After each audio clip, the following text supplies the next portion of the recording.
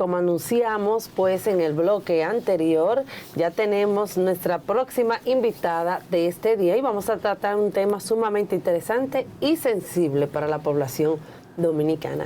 Ella es la educadora Miriam Camilo y le damos la bienvenida a este matutino. ¿Cómo se siente? Muy bien, muy contenta de estar aquí con ustedes. Ay, gracias. Lorena, Marino, Pedro. Gracias. Sí, me alegro mucho doy gracias por la invitación. Bienvenida, Miriam. Bueno, hablar de Miriam Camilo en la República Dominicana es hablar de una mujer que lo que tiene es mucha juventud acumulada, ¿eh? Exactamente. Porque todo lo que ha sido hoy esa gran formación de grandes hombres y mujeres que tenemos en el país vinculado a redes de ONG, todo lo que ha sido capacitaciones nacionales e internacionales con otros grupos y grandes redes educativas internacionales, han tenido que ver mucho con el trabajo que Miriam y su equipo, porque ha sido una mujer equipo que ha formado generación prácticamente de gente que hoy están vinculadas a trabajos sociales, de sensibilización. No es una educadora del aula, es una educadora también de los grupos sociales que han incidido en la República Dominicana hoy en esos sectores que muchas veces los gobiernos le dan de lado, como han sido las ONG, y también esa formación académica. Acaba de escribir un libro que quiero que nos hable de ese libro porque ahí está plasmada la experiencia de esta gran mujer que tantos nos sentimos, digamos, agradecidos de ella porque somos lo que somos y ella ha puesto algo en nosotros. Adelante, Miriam, cuéntanos. Bueno, te diré que la que está agradecida siempre soy yo de tener la oportunidad de trabajar y aportar por un mejor país, por ayudar y contribuir a cerrar las brechas que existen de desigualdad en nuestro país. Por eso, en los últimos 25 años, desde el Plan Decenal de Educación, yo me he concentrado en la educación de personas jóvenes y adultas, porque son los más excluidos del sistema educativo y de la sociedad en general. O sea, es un tema que está al margen de las agendas políticas y realmente el libro lo que aborda es más bien mis últimos 10 años en la gestión, en la Dirección General de Educación de Personas Jóvenes y Adultas.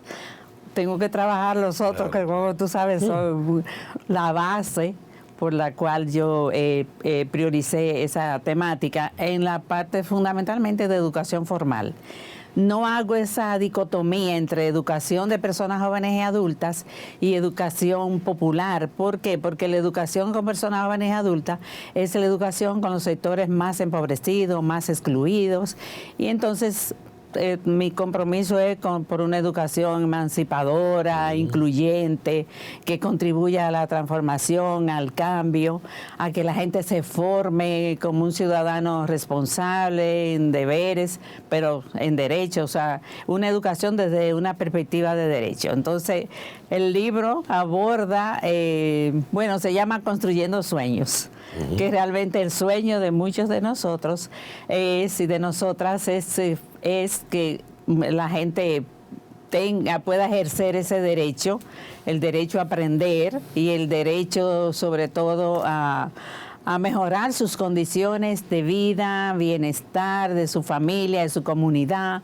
Tuve que en medio de la pandemia la gente decía, ay, pero en los medios y en esos informes de las grandes agencias, de los bancos, por ejemplo, la limitación es que los padres no pueden ayudar a los niños en el ejercicio en el uso de los medios digitales y eso. Entonces, ¿cómo los padres van a ayudar si los padres y las madres, hay una cantidad exagerada de analfabetos, de personas que no tienen el nivel primario o el nivel básico, como le llamamos en educación de adultos, que no tienen secundaria?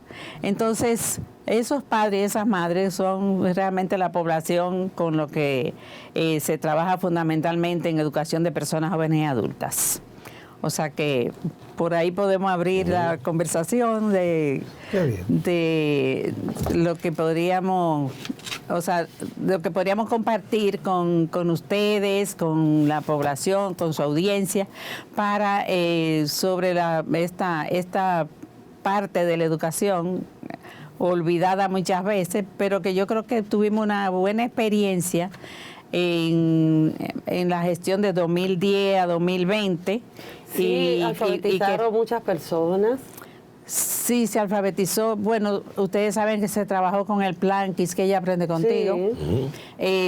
Ese fue un plan que realmente fue algo extraordinario. O sea, en los últimos 50 años, el plan de alfabetización más masivo, más intensivo, más intenso también en el país desde el Ministerio de Educación fue Quisqueya Aprende Contigo, que fue no solamente del Ministerio de Educación, se realizó de manera interministerial, que siempre eso fue también uno de los sueños que nosotros como Consejo de Educación de Adultos de América Latina y el Caribe nos planteábamos. O sea, nunca habíamos tenido la oportunidad de desarrollar una política como es la alfabetización de personas jóvenes y adultas, que es una política enmarcada en el combate a la pobreza y a la exclusión. No habíamos tenido la oportunidad de tener una experiencia interministerial y fue una experiencia muy positiva. O sea, el liderazgo del plan estaba fundamentalmente en el Ministerio de la Presidencia, coordinado con el Ministerio de Educación, toda la parte técnica, pedagógica, formativa, descansaba en nosotros. Los materiales y todo lo trabajamos nosotros, técnicos nacionales. O sea, digo esto porque ustedes saben que en muchos países lo que se hace es que se lleva material de otro lado. Se llevan asesores y capacitadores.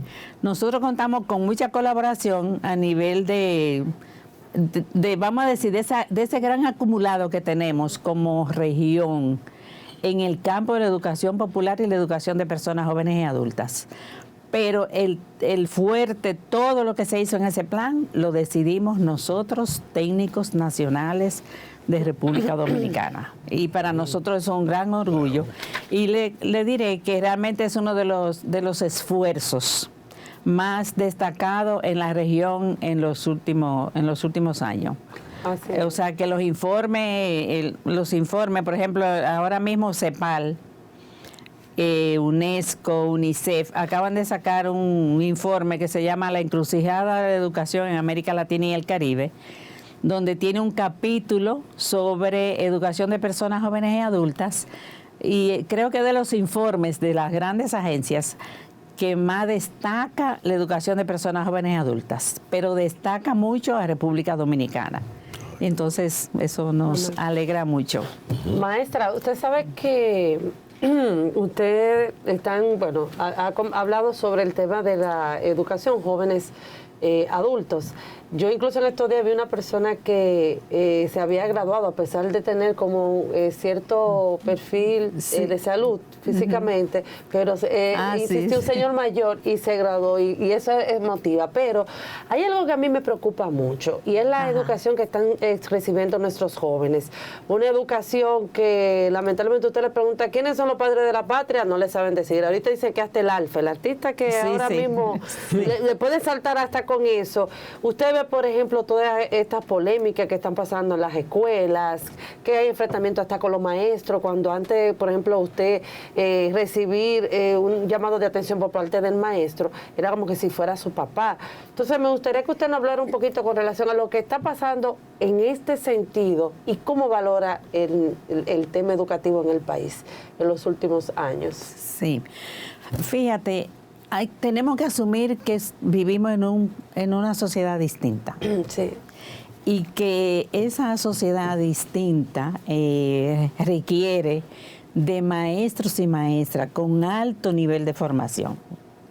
Porque esa formación a todos los niveles, no solamente una formación, vamos a decir, académica, sino también una formación de lectura, de una formación que implique formación en ciudadanía, formación en derechos, para reconocer los derechos que hay en la y deberes en la propia comunidad educativa.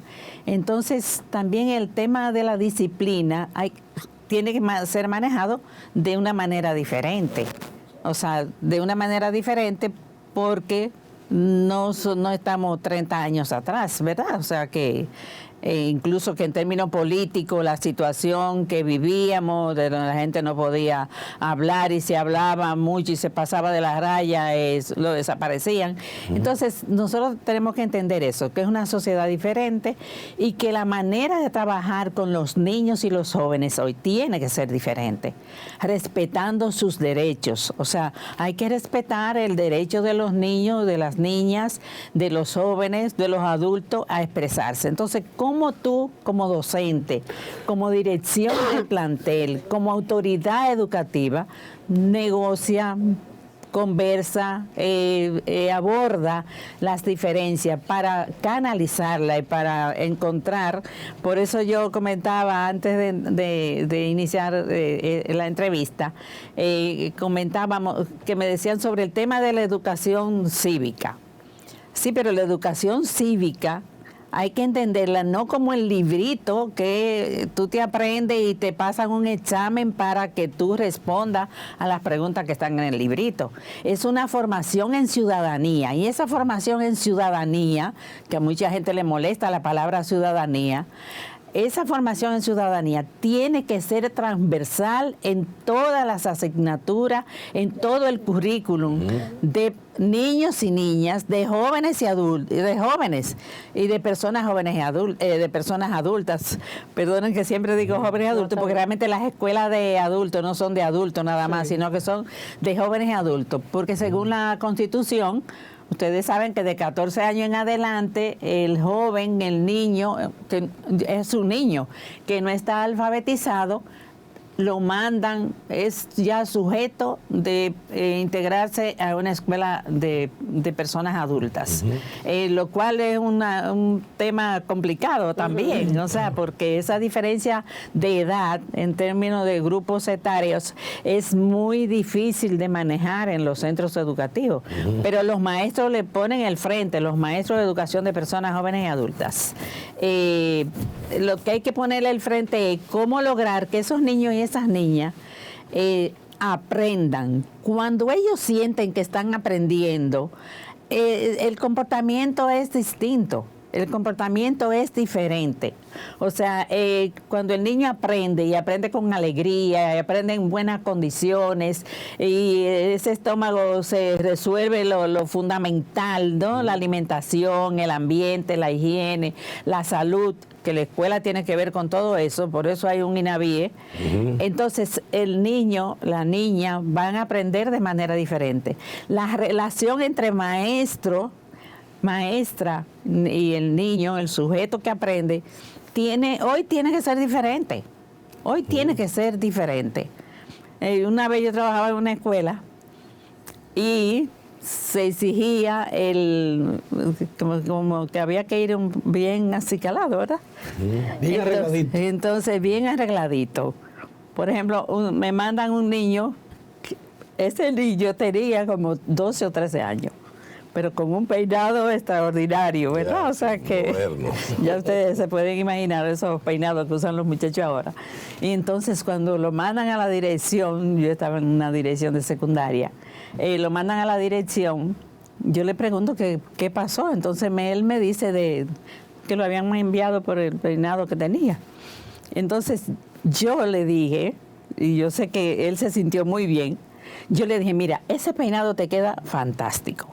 Te queda muy bien, pero quizás te podría quedar bien para ir a una discoteca, para el fin de semana, para ir a una fiesta, unos 15 años, pero quizás para venir a la escuela, ustedes tienen que entender que ustedes son muchos, o sea, son alrededor de 500 estudiantes en secundaria, y entonces hay que poner ciertas normas para que todos podamos manejarnos en función de esas normas. Él lo que hizo fue reírse. O sea que en lugar de encontrarse con la directora que le pone una sanción, que lo quiere mandar para su casa, no, usted no lo puede mandar para su casa. Usted tiene que buscarle la vuelta para que él se quede y se quede contento. Entonces, cuando se integra al grupo, todo el mundo se quedó sorprendido, comenzando con la maestra, ¿no? O sea que, entonces, es una actitud que tenemos que asumir los docentes, las autoridades, de diálogo, de negociación, de búsqueda. Y una cosa muy importante que en este país es un fracaso prácticamente, es el tema de la continuidad de las políticas. Profesora, hablando de continuidad, estas autoridades ¿le están dando seguimiento? ¿Han continuado con ese plan nacional de alfabetización? No, prácticamente no se ha continuado. Esas son las cosas. Entonces, tengo entendido que se está como por retomar en este momento, ¿no? Con el nuevo ministro. Pero no se ha seguido. O sea, mencionar que es que ella aprende contigo, yo creo que hasta el nombre del libro molestaba. Sí. O sea, eso pues, de fuente segura. El nombre del libro, ni hablar de los sujetos y sujetas, no, que está involucrado. Entonces, perdona, Marino, esto que plantea Pedro es fundamental.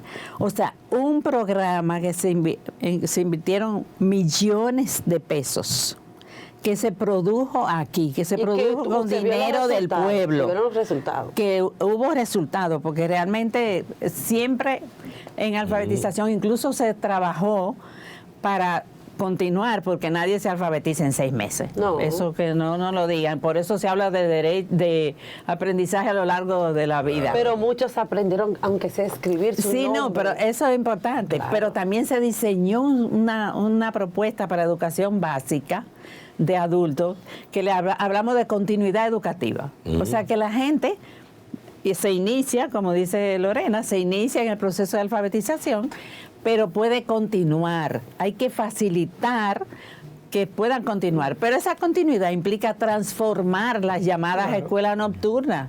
Yo siempre digo las mal llamadas escuelas nocturnas.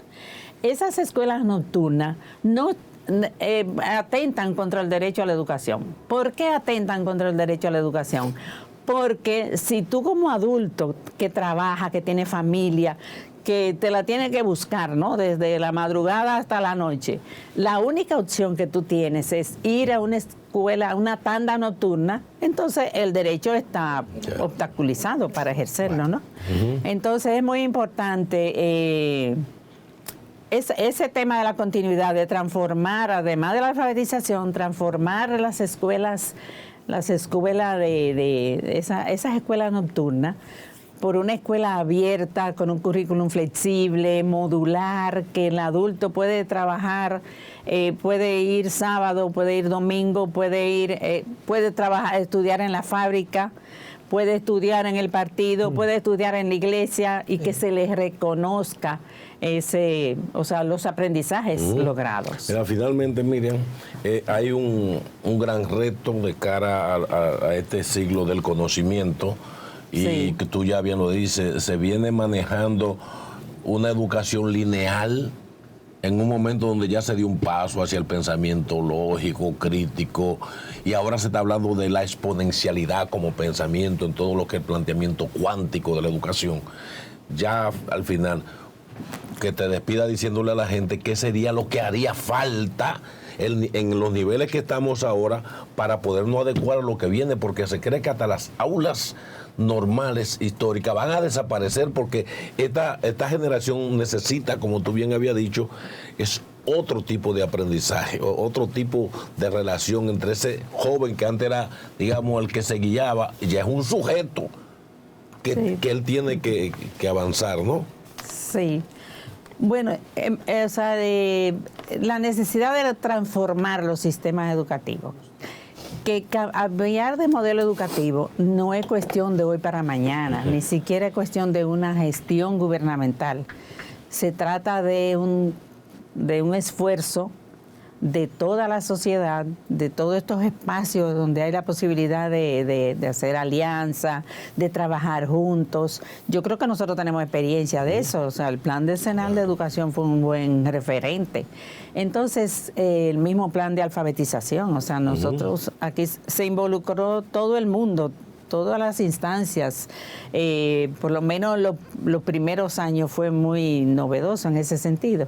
Entonces, implica que avancemos, que trabajemos, que continuidad en las políticas, que lo que se construya pueda ser sostenible en el tiempo, pueda ser fortalecido, que se invierta en el ejercicio, o sea, por el derecho a la educación. Yo defiendo el derecho a la educación como un derecho fundamental, que incluso habilita para los otros derechos. Porque si tú no ejerces el derecho a la educación, no tienes derecho al trabajo, no tienes derecho a la salud, no puedes ejercer otros derechos. Entonces es fundamental trabajar esas perspectivas, trabajar de una manera incluyente para generar esos cambios, pero también haciendo hoy día la misma conectividad es considerada como un derecho humano, ¿no? Entonces, todos esos elementos hay que verlo en una perspectiva holística, integral, que nos permita ver a todos y los diferentes grupos, diferentes generaciones, en una educación también intergeneracional que permita que niños y niñas, jóvenes aprendan en su comunidad, en su casa, con la familia, fortaleciendo también unidades como la familia y el trabajo comunitario. Así es. Bueno, Miriam, Camilo, maestra, gracias por haber estado con nosotros. Ay, gracias a ustedes por la invitación. Ay, claro. sí.